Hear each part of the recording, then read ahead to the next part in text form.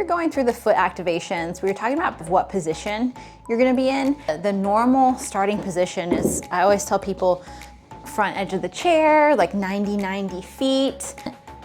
Of course, what I'm doing is I'm always splaying first, and then we took press zone 1, and I can press down here. So this would be kind of like basic, but then we took your foot and we brought it out here and did it. And out here is gonna stretch more the front, but it's also gonna mimic more of a high heel position. So I took my foot exactly like this and just kept it there and turned it on its side. That's activating for high heels. If here is too much pressure on your feet, it's okay to lean your spine back, because you'll notice the more pressure over your foot, the kind of more intense it is. So if you need to be back here or out here, that works too, okay? There's kind of like a normal way to do things, and there's modifications.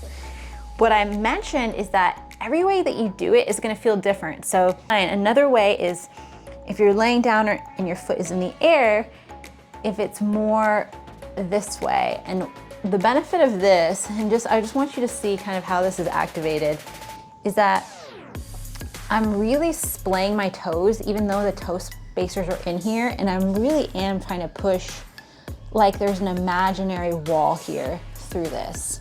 And what we did is, ideally, we want to feel this whole front fascial line. So I had you basically contract the quad, thinking about the legs straightening. And the feeling you eventually want is kind of this like unified activation through here. But you will get clues on where you're stiff. Like if you're feeling stiff somewhere, that just kind of goes to show like where your personal body is stiff. So then we talked about, okay, another position we can do these press activations is standing.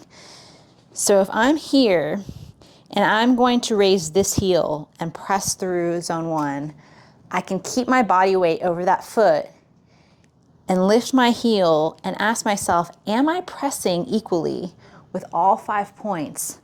And kind of force my pressure and my foot to cause my weight shift that way.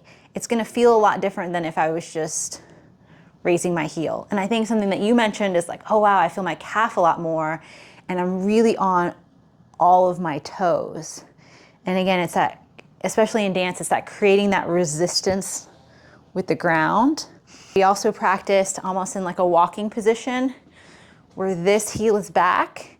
And again, we're pressing through zone 1 to kind of force our body up and moving forward, all through just thinking about lifting the heel as we're pressing through zone 1.